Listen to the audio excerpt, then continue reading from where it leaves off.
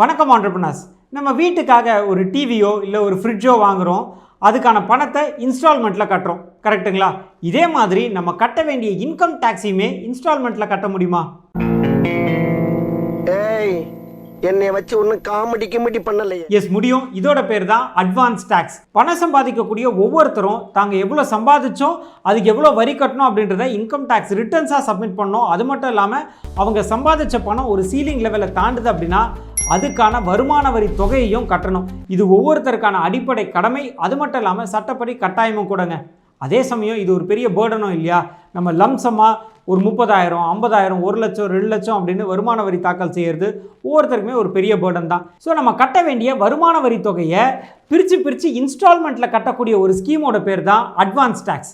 ஓ, நீ அப்படி வரியா?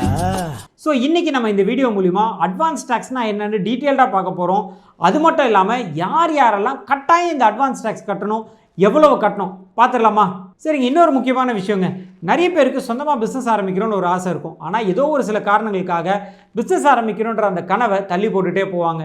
இன்னொரு சில பேர் பிஸ்னஸ் ஆரம்பிச்சிருவாங்க. ஆனால் ஆரம்பித்த அந்த பிஸ்னஸை அடுத்தடுத்த நிலைக்கு கொண்டு போகிறதுல நிறைய சிரமங்கள் சந்திப்பாங்க. இவங்க எல்லாருக்குமே உதவும் நோக்கத்தில் நம்ம ஒரு பிஸ்னஸ் கம்யூனிட்டி ஆரம்பிக்கலாம்னு முடிவு பண்ணியிருக்கோம். அதோடைய முதல் கட்டமாக ஒரு வாட்ஸ்அப் பிஸ்னஸ் கம்யூனிட்டி ஆரம்பிச்சிருக்கோங்க. அந்த கம்யூனிட்டியில் ஆல்ரெடி ஒரு 2000 பேர் இருக்காங்க. அவங்களுக்கு பிஸ்னஸ் பற்றின நிறைய இன்ஃபர்மேஷன், பிஸ்னஸ் டிப்ஸ் இது எல்லாமே அந்த கம்யூனிட்டியில் கொடுத்துட்ருக்கோம். நீங்களுமே அந்த வாட்ஸ்அப் கம்யூனிட்டியில் ஜாயின் பண்ணணும் அப்படின்னா அதுக்கான லிங்க் டிஸ்கிரிப்ஷனில் இருக்குது. மறக்காமல் அந்த லிங்கை கிளிக் பண்ணி வாட்ஸ்அப் கம்யூனிட்டியில் ஜாயின் பண்ணுங்கள். கமெண்ட்டில் மீட் பண்ணுவோம். நான் அறிவழகன், பிஸ்னஸ் லாயர். என்னோட கம்பெனி பேர் லா இன்டெலிஜென்ஷியா பிரைவேட் லிமிடெட்.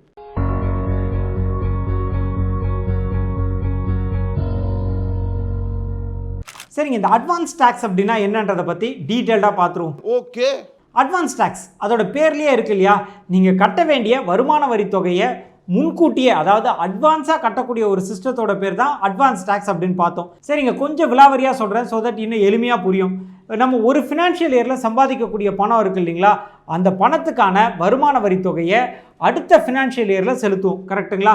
உதாரணத்துக்கு இந்த ஃபினான்ஷியல் இயர், அதாவது ஏப்ரல் 1, 2025 மார்ச் 31, 2026 இந்த ஃபினான்ஷியல் இயரில் நீங்கள் சம்பாதிச்ச பணத்துக்கு அடுத்த ஃபினான்ஷியல் இயரில், அதாவது ஏப்ரல் 1, 2026 ஜூன் 31, 2026 இந்த காலகட்டத்துக்குள்ளே நீங்கள் வருமான வரி செலுத்தணுங்க.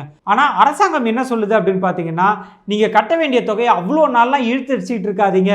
நீங்கள் எந்த ஃபினான்ஷியல் இயரில் சம்பாதிக்கிறீங்களோ அந்த ஃபினான்ஷியல் இயர்லேயே நீங்கள் கட்ட வேண்டிய இன்கம் டேக்ஸில் ஒரு பகுதியை கட்டிருங்க அப்படின்னு சொல்கிறாங்க. ஸோ அந்த ஒரு காரணத்துக்காக தான் இந்த அட்வான்ஸ் டேக்ஸுக்கு இன்னொரு பேரும் இருக்குது. அந்த பேர் தான் pay as you earn tax. அதாவது சம்பாதிக்க அப்போவே கட்டிருங்க அப்படின்னு சொல்கிறாங்க. சரிங்க, யாரெல்லாம் கட்டாயம் இந்த அட்வான்ஸ் டேக்ஸ் பே பண்ணணும்னு பார்த்துடலாமா? ஆனால் அதுக்கு முன்னாடி இன்னொரு முக்கியமான விஷயமும் இருக்குங்க. நிறைய பேர் இப்போ தான் சொந்தமாக பிஸ்னஸ் ஆரம்பிக்கிற முயற்சியில் ஈடுபட்டிருப்பீங்க. நீங்கள் பிஸ்னஸ் ஆரம்பிக்கிறோம் அப்படின்னா என்னென்ன ரிஜிஸ்ட்ரேஷன்ஸ் வாங்கணும், அது எப்படி வாங்கிறது, அதுக்கு தேவையான டாக்குமெண்ட்ஸ் எல்லாம் என்ன, இதெல்லாம் பற்றி டீட்டெயில்டாக ஒரு பிடிஎஃப் டாக்குமெண்ட் க்ரியேட் பண்ணியிருக்கோங்க. உங்களுக்கு அந்த பிடிஎஃப் டாக்குமெண்ட் தேவைப்படுது அப்படின்னா அதுக்கான லிங்க் டிஸ்கிரிப்ஷனில் இருக்குது. மறக்காமல் அந்த லிங்க்கை கிளிக் பண்ணி அந்த பிடிஎஃப் டாக்குமெண்ட்டை ஃப்ரீயாகவே டவுன்லோட் பண்ணிக்கலாங்க. சரிங்க, இப்போ பார்த்துருவோம் யாரெல்லாம் கட்டாயம் அட்வான்ஸ் டேக்ஸ் பே பண்ணணும்னு. யாருடைய வருமான வரி தொகை, அதாவது ஒரு ஃபினான்ஷியல் இயரில் கட்ட வேண்டிய வருமான வரி தொகை அப்படின்றது 10,000 ரூபாய்க்கு மேலே யாருக்கெல்லாம் போதோ அவங்க எல்லாருமே கட்டாயம் இந்த அட்வான்ஸ் டேக்ஸ் பே பண்ணோங்க. உதாரணத்துக்கு நீங்கள் ஒரு பிஸ்னஸ் பண்ணிகிட்டு இருக்கீங்க. உங்கள் பிஸ்னஸோடைய ஒரு வருஷத்துக்கான டேர்ன் ஓவர் அப்படின்றது ஒரு 2 கோடி ரூபா அப்படின்னு வச்சுக்கோங்களேன். அதில் ஒரு லாபம் ஒரு 25 லட்ச ரூபா வருது. ஸோ அதில் நீங்கள் கட்ட வேண்டிய வருமான வரி தொகை அப்படின்றது 3,90,000 ரூபா, கரெக்டுங்களா? ஸோ இது 10,000 ரூபாய்க்கு மேலே இருக்குது இல்லைங்களா? அதனால் கட்டாயம் நீங்கள் அட்வான்ஸ் டேக்ஸ் பே பண்ணணும். அதே சமயம் பிஸ்னஸ் பண்ணுறவங்க மட்டும்தான் இந்த அட்வான்ஸ் டேக்ஸ் பே பண்ணணுமான்னு கேட்டிங்கன்னா கிடையாதுங்க. பிஸ்னஸ் பண்ணுறவங்க, ப்ரொஃபஷ்னல்ஸு, சேல்ரீடு, ஃப்ரீலான்சர்ஸ், வாடகை மூலிமா வருமானம் வருது, இல்லை சொத்துக்கள் மூலிமா வருமானம் வருது, இல்லை நீங்கள் ஷேர்ஸ் இன்வெஸ்ட் பண்ணியிருக்கீங்க அது மூலிமா வருமானம் வருது, இப்படி உங்களுக்கு வரக்கூடிய வருமானத்துக்கு நீங்கள் கட்ட வேண்டிய வருமான வரி தொகை அப்படின்றது 10,000 ரூபாய்க்கு மேலே போகுதுன்னா கட்டாயம் நீங்கள் இந்த அட்வான்ஸ் டேக்ஸ் பே பண்ணுங்க. அதே சமயம் இதில் ஒரு சில விலக்குகளும் இருக்குங்க. அதாவது ஒரு சிலர் இந்த அட்வான்ஸ் டேக்ஸ் பே பண்ண வேண்டாம். யாருன்னு பார்த்தீங்கன்னா, ஒன்று நீங்கள் கட்ட வேண்டிய டேக்ஸ் அமௌண்ட் அப்படின்றது 10,000 ரூபாய்க்கு கம்மியாக இருக்குன்னா நீங்கள் அட்வான்ஸ் டேக்ஸ் பே பண்ண வேண்டியதில்லை. ரெண்டாவது, சீனியர் சிட்டிசன்ஸ் பே பண்ண வேண்டியதில்லை. அதுவுமே சீனியர் சிட்டிசன்ஸ் பிஸ்னஸ் பண்ணுறாங்க, பிஸ்னஸ் இன்கம் மூலிமா உங்களுக்கு 10,000 ரூபாய்க்கு மேலே உங்களோட வருமான வரி தொகை போகுதுன்னா கட்டாயம் சீனியர் சிட்டிசன்ஸுமே கட்டணும். மூணாவது salaried people. salaried peopleக்கு ஒரு சில எம்ப்ளாயர்ஸ் டிடிஎஸ் பிடிச்சிப்பாங்க. அப்படி டிடிஎஸ் பிடிச்சி டிடக்ட் பண்ணியிருந்தாங்க அப்படின்னா நீங்களுமே அட்வான்ஸ் டேக்ஸ் பே பண்ண வேண்டியது இல்லைங்க.